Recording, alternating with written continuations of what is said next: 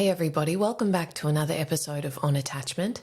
In today's episode, we are talking about 5 traits to be looking for in a prospective partner or to be prioritizing when looking for a partner.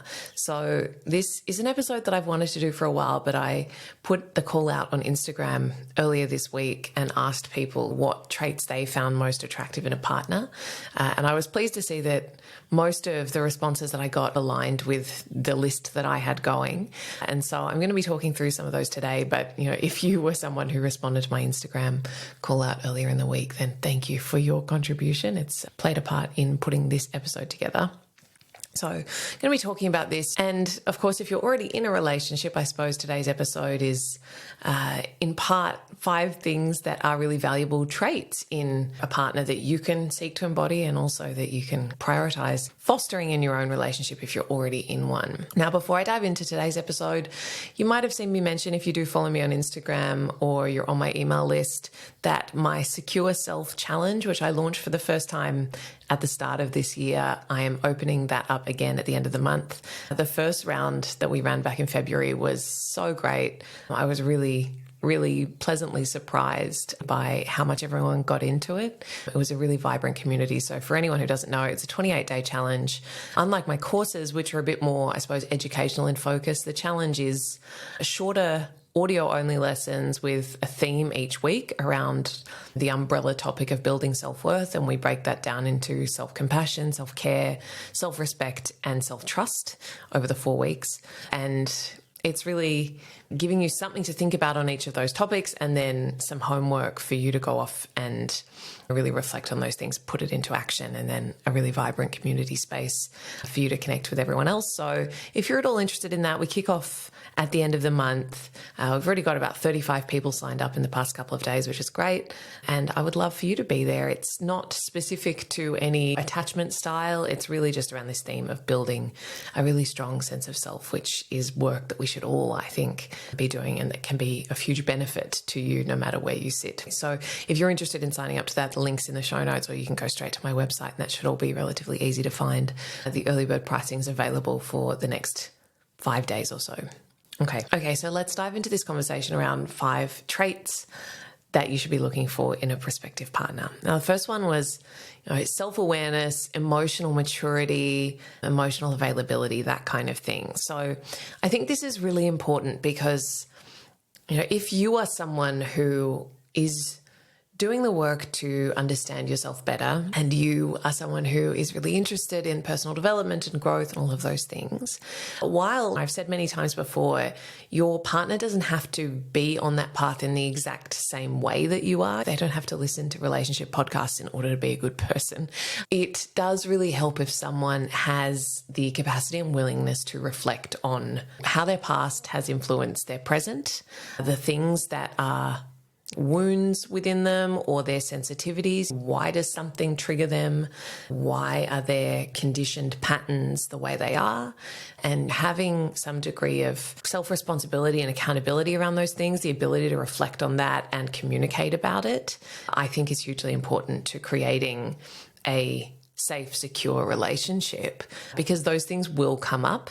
And so if you're in a relationship with someone who is getting triggered by things, as we all do, to be clear, it's not about finding someone who is quote unquote healed. I don't think that person exists.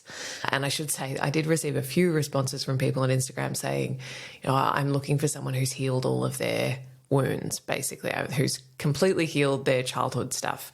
And I just don't know that that's a fair standard to set. I think that's an incredibly high bar, and I think we're all a work in progress. But I suppose how we might reframe that is wanting to find someone who is in progress in the sense that they are aware of themselves, they are aware of how those things have influenced them.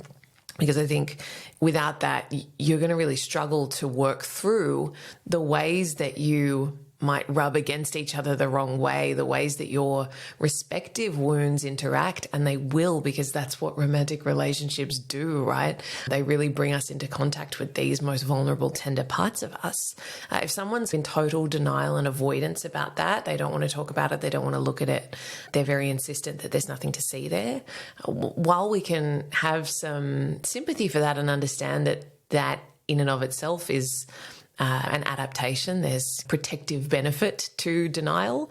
It can be really hard to be in a relationship with, particularly if you are someone who wants to go into those things, who wants to understand more of that within yourself and to be in relationship with someone who has that degree of self-awareness. So prioritizing someone who has a degree of emotional literacy, emotional self-awareness, who's willing to reflect and take accountability for their own sensitivities, I think is a really attractive trait and something to look for in a partner. Okay, the next one is integrity. So integrity for me would be near top of the list. And I think that this is one that some people might not think of, or they might not really understand what that means in the context of a relationship. I think, as a side note, integrity is hugely important as a trait to cultivate within yourself. And I think when we lack integrity, we typically lack a sense of self-respect and a clear sense of who we are, authenticity.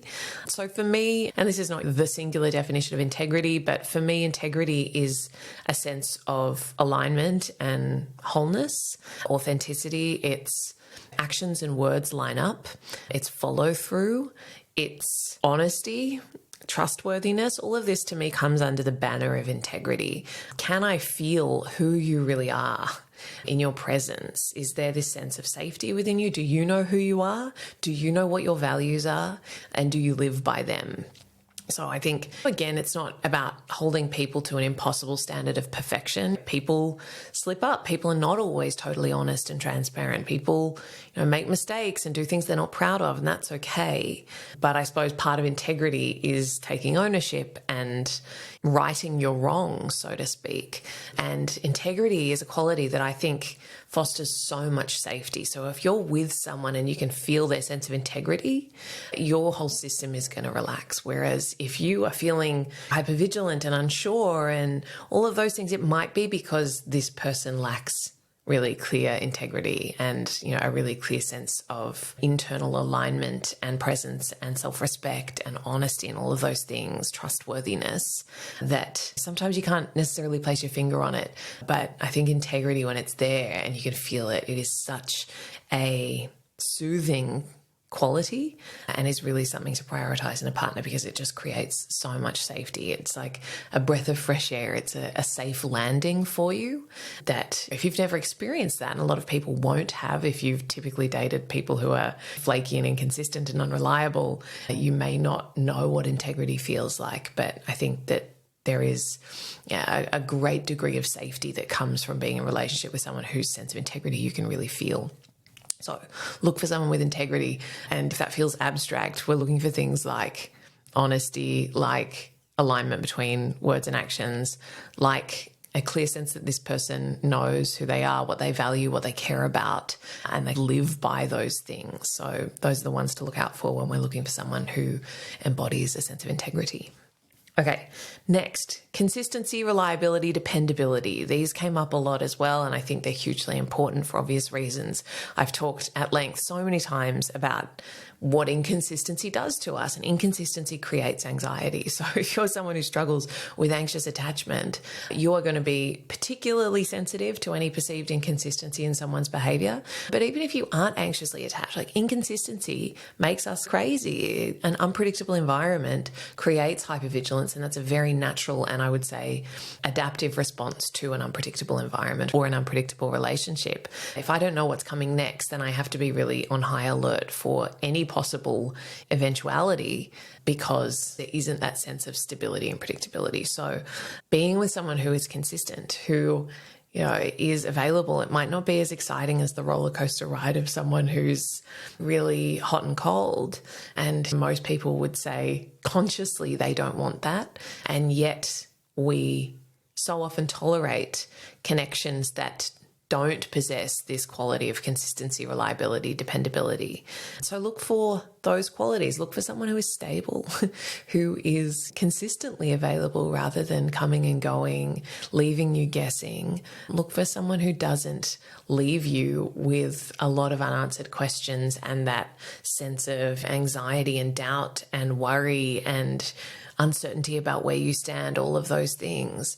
There can be such a conditioned familiarity with those feelings that we don't even really register them as a problem because they might just be so normal to you in your relational history. And certainly, again, if you're more anxiously attached, inconsistency is a really core part of the origin story of anxious attachment. And you can go back and listen to episodes around what causes anxious attachment. I've got stuff on that. But yeah, we really need to unlearn that thinking that inconsistency and volatility and unpredictability is normal, and seek out someone who you can rely on, who's going to really be there, who doesn't leave you guessing, who doesn't leave you wondering how they're feeling or what they're thinking or whatever, right?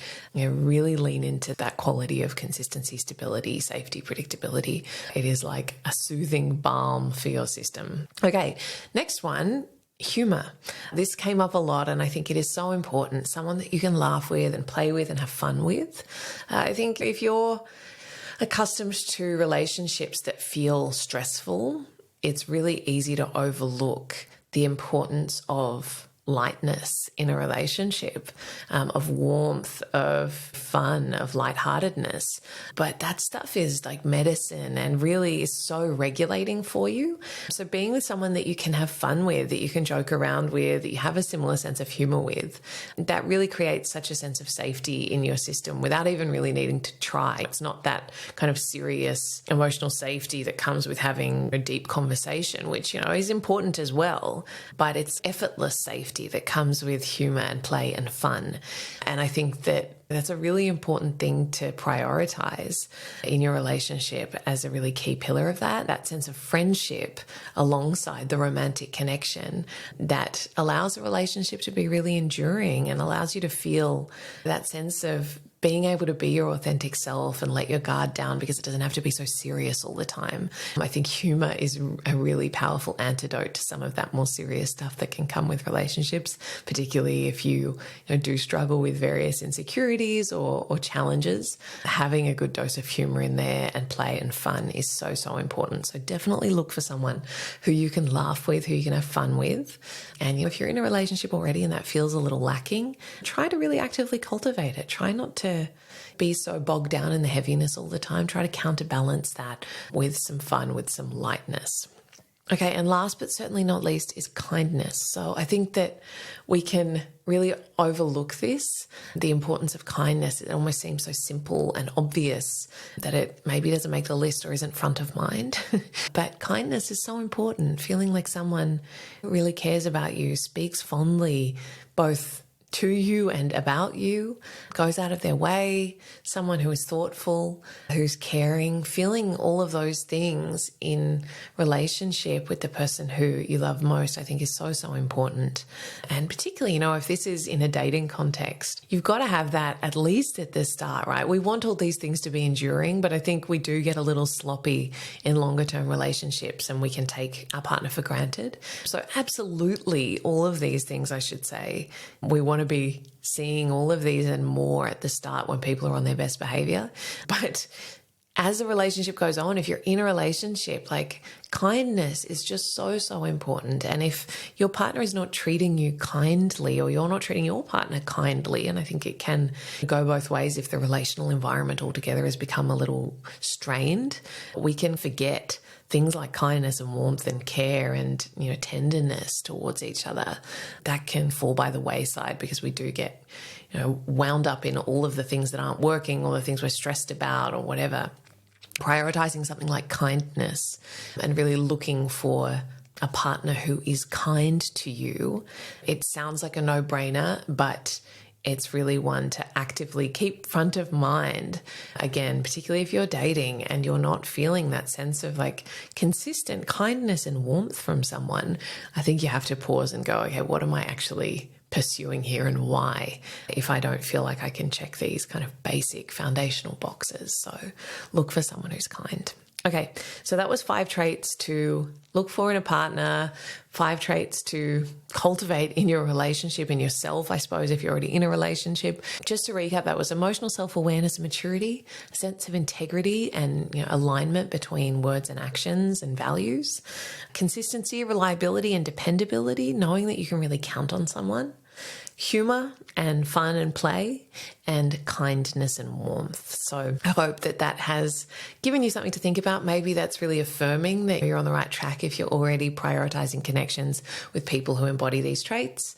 Or maybe you're seeing that the scorecard is a little skewed and you've been pursuing connections with people who don't so much embody these traits, and maybe you've been feeling anxious and insecure as a result of that, and maybe that's given you a bit of an insight into why that might be. So really reorienting towards these fundamental attributes that I think make for a healthy foundation, a secure foundation for any relationship. So I hope that that's been helpful. As always, I'm so grateful for those of you who leave reviews and kind words. I read all of them, and I'm always so touched by the way that the podcast is helping you. And as I said, if you're interested in joining us for the Secure Self Challenge that kicks off on the 29th of July, I'd love to see you there, and that is all linked in the show notes. Otherwise, thanks so much for joining me, and I'll see you next week. Thanks, guys. Thanks for joining me for this episode of On Attachment. If you want to go deeper on